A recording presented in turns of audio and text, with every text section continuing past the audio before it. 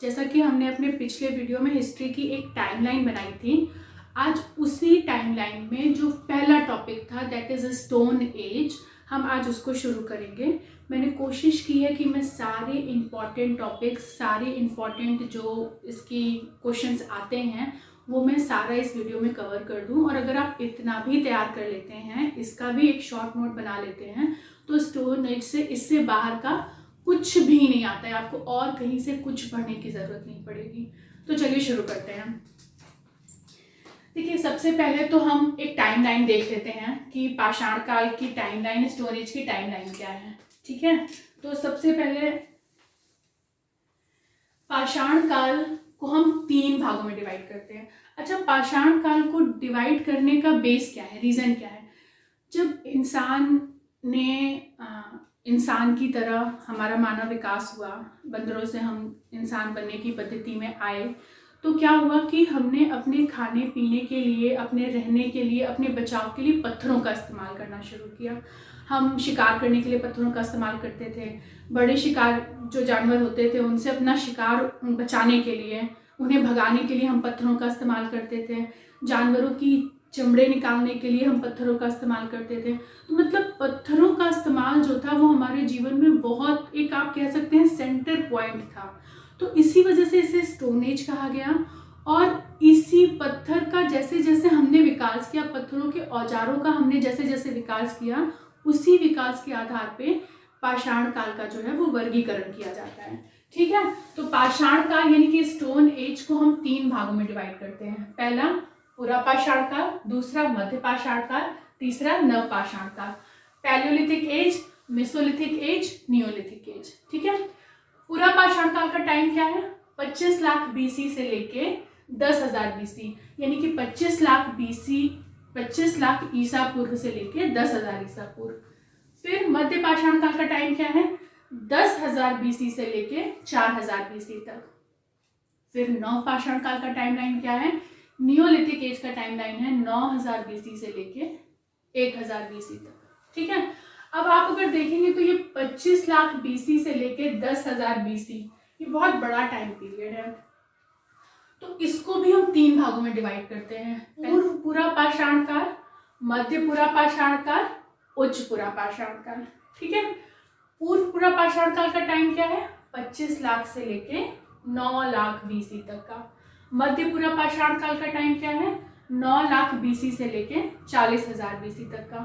और उच्च पुरा पाषाण काल यानी कि अपर पैलियोलिथिक एज का टाइमलाइन क्या होगा? 40,000 बीसी से लेके 10,000 बीसी तक। ठीक है, तो अब जब हमने ये टाइमलाइन पढ़ ली है तो एक इंपॉर्टेंट बात, एक important topic, very important topic, इससे कई बार क्वेश्चन भी आता है। भारत में पाषाण कालीन बस्तियों का जो खोज शुरू हुई थी वो जियोलॉजिकल सर्वे के थ्रू शुरू हुई थी, जिसके अधिकारी थे रॉबर्ट ब्रूस फूट, जिन्होंने 1863 में भारत में पाषाण कालीन बस्तियों की खोज शुरू की थी। ठीक है, सबसे पहला जो उन्हें हैंडएक्स मिला था वो पल्लवरम से मिला था, मद्रास के पास से। This is also very important point. ठीक है, तो अब चूंकि जब हमने टाइमलाइन समझ ली है, हमें पता चल गया कि ठीक है मध्य पाषाण काल कब शुरू हुआ था, नव पाषाण काल कब शुरू हुआ था, पाषाण काल का टाइमलाइन क्या था। इस चार्ट के माध्यम से मैं आपको जो इम्पोर्टेंट क्वेश्चंस आते हैं, इम्पोर्टेंट क्वेश्चंस क्या आते हैं, इम्पोर्टेंट साइट्स क्या थी, इम्पोर्टेंट खोजें क्या थी, इम्पोर्टेंट विशेषताएं क्या थी, किसी काल की, नव पाषाण काल की विशेषताएं क्या थी। ठीक है, कुछ भी पूछ लेगा आपसे कि आग की खोज कब हुई, पशुपालन कब शुरू हुआ, आग का इस्तेमाल मानव ने कब शुरू किया, पहिए की खोज कब की, ये, या फिर सराय नाहर राय से कौन से काल के अवशेष प्राप्त हुए हैं। ठीक है, मगधा से कब के अवशेष प्राप्त हुए हैं, या फिर पूछ लेगा कि पशुपालन के साक्ष्य हमें कहाँ से मिलते हैं।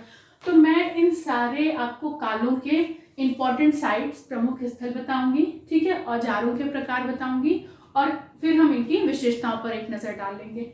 ये चार्ट अगर आप याद कर लेते हैं तो इससे बाहर का आपको कुछ भी पढ़ने की जरूरत नहीं पड़ेगी। तो चलिए शुरू करते हैं। निम्न पुरा पाषाण काल। ठीक है, इसकी इंपॉर्टेंट साइट्स क्या है? सोहन घाटी, नर्मदा घाटी, पंजाब, कश्मीर, छोटा नागपुर। ठीक है, निम्न पुरा पाषाण काल में जो पत्थर इस्तेमाल, जो औजार प्राप्त किए जाते थे, चॉपर चॉपिंग हो गया, पेबुल हो गया, शल्क हो गया, गड़ासा हो गया। पेबुल कौन से पत्थर होते थे? जो नदियों के किनारे पानी के बहाव के कारण सपाट और चिकने हो जाते थे, ठीक है, उन्हें पेबुल, वैसे टाइप के पत्थरों से बने हथियारों को पेबुल कहा गया है। अच्छा, चूंकि निम्न पुरा पाषाण काल के सबसे पहले साक्ष्य हमें सोहन नदी घाटी से मिलते हैं, सोहन घाटी से मिलते हैं, इसलिए इसे सोहन संस्कृति के नाम से भी जाना जाता है। तो निम्न पुरा पाषाण काल का एक दूसरा नाम क्या है? सोहन संस्कृति, ठीक है। तो सोहन संस्कृति हो गया। और होमो इरेक्टस, मानव की कई प्रजातियां थी, मानव ने जो विकास का क्रम था वो कई प्रजातियों में किया। तो एक होमो इरेक्टस मानव प्रजाति के अवशेष, अस्थियों के अवशेष जो हैं वो हमें निम्न पुरा पाषाण काल में ही प्राप्त होते हैं, ठीक है, नर्मदा घाटी से प्राप्त होते हैं।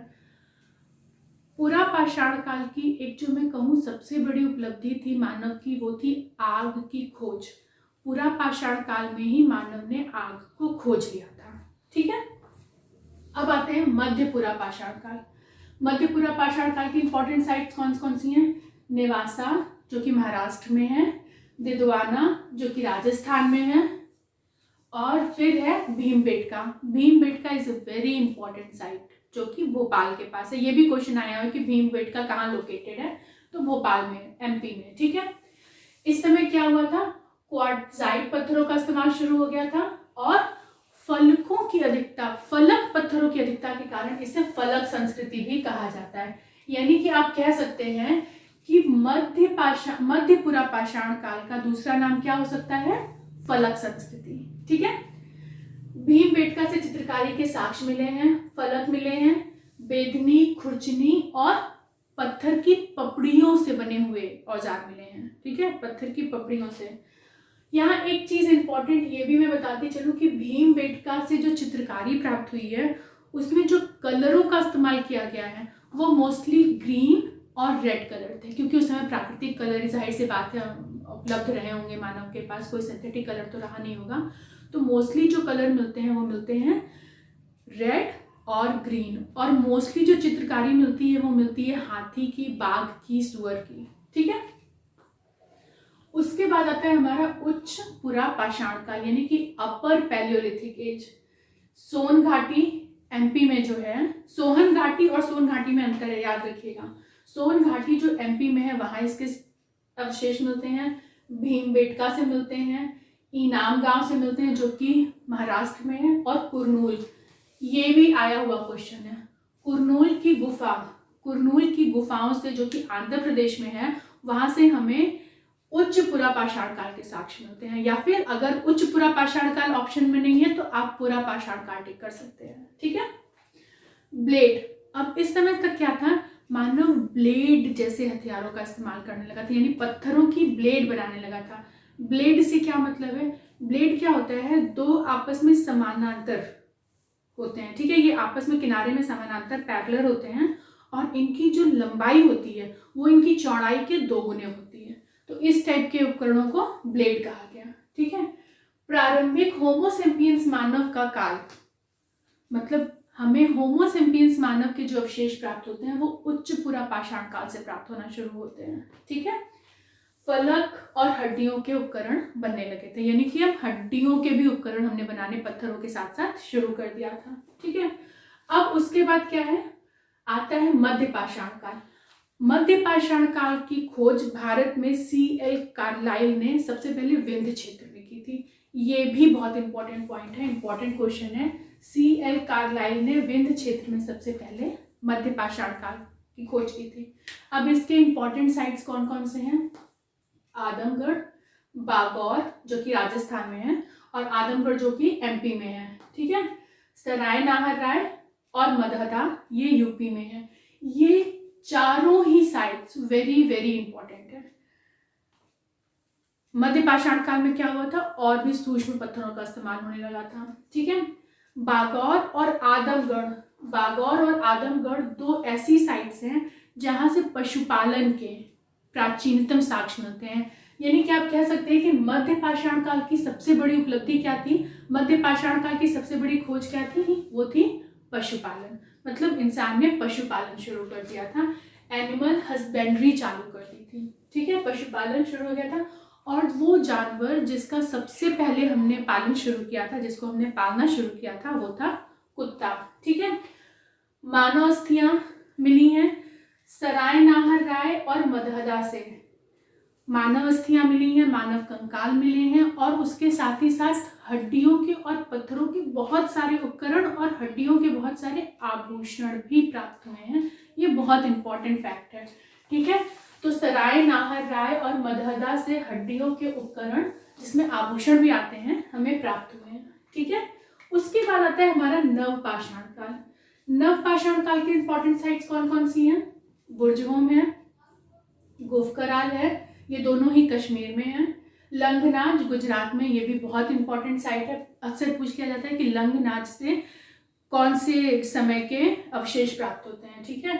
दमदमा, कोलडिवा, चिरांद, मेहरगढ़, पाकिस्तान। अच्छा, मेहरगढ़ एक ऐसी साइट है जहाँ से पाषाण काल के साथ साथ हड़प्पा काल के भी अवशेष, मतलब वहाँ ये सारी संस्कृतियाँ, सारे फ्रेज थे, ठीक है, मेहरगढ़ में। तो it is also very important. Polish उपकरण इस्तेमाल होना शुरू हो गए थे। बुर्जहोम और गुफकराल में गर्तावास के साक्ष्य मिले हैं, यानी लोग जो जमीन होती है, जो समतल स्पेस होता है, उसके नीचे गड्ढे बना के रहते थे। गर्तावास यानी गड्ढे में रहना। तो बुर्जहोम, गुफकराल जो कश्मीर में साइट है, वहाँ पे गर्तावास के साक्ष्य मिले हैं, ठीक है। कोलडीवा से चावल के प्राचीनतम साक्ष्य मिले हैं। कोलडीवा जो कि यूपी में है ये साइट, ठीक है। कोलडीवा यूपी में ये साइट है और इसके इलाहाबाद के पास है ये, तो इससे चावल के प्राचीनतम साक्ष्य मिले हैं। नवपाषाण काल की अगर मैं दो उपलब्धियां कहूँ आपसे कि मोस्ट इंपॉर्टेंट चीज़ें जो मानव ने नवपाषाण काल में खोजी थी, पहली खोज थी कृषि चालू किया। दूसरी खोज थी आग का इस्तेमाल। इंसान ने आग का इस्तेमाल नवपाषाण काल से शुरू किया।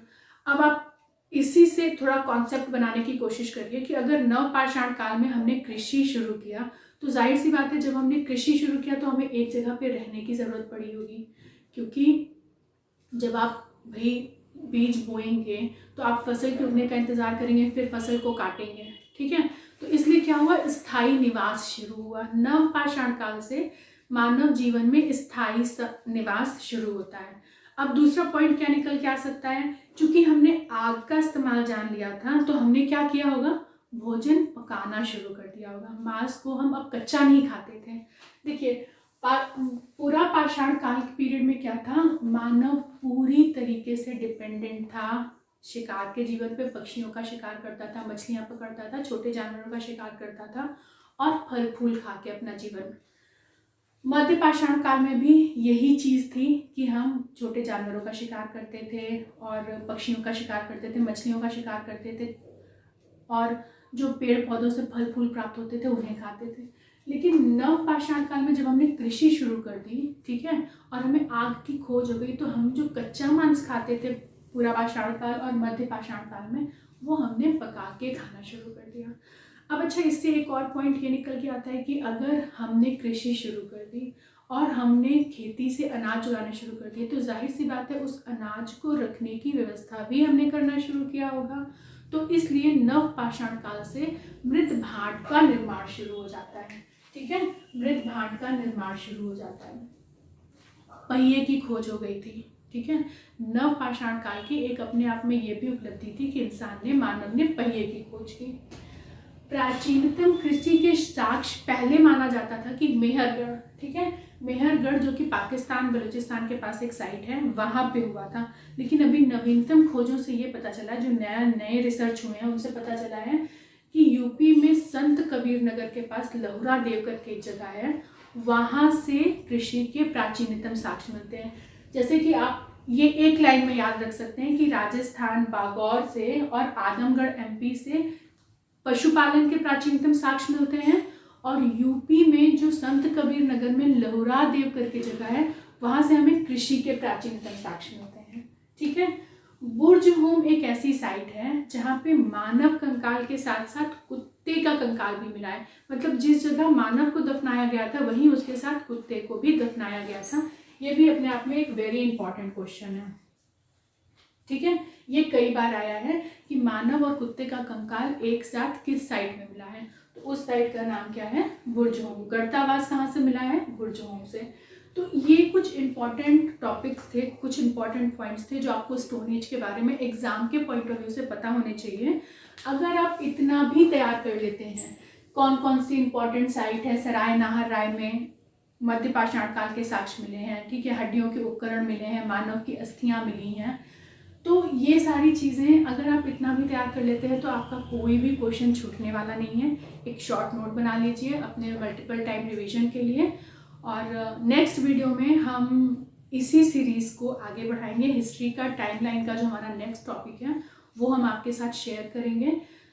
वीडियो को, अगर आपको वीडियो पसंद आई हो तो प्लीज़ इसे लाइक करिए, चैनल को सब्सक्राइब करिए और हमारे साथ ऐसे ही बने रहिए। मिलते हैं नेक्स्ट वीडियो में। Thank you so much for watching. Take care.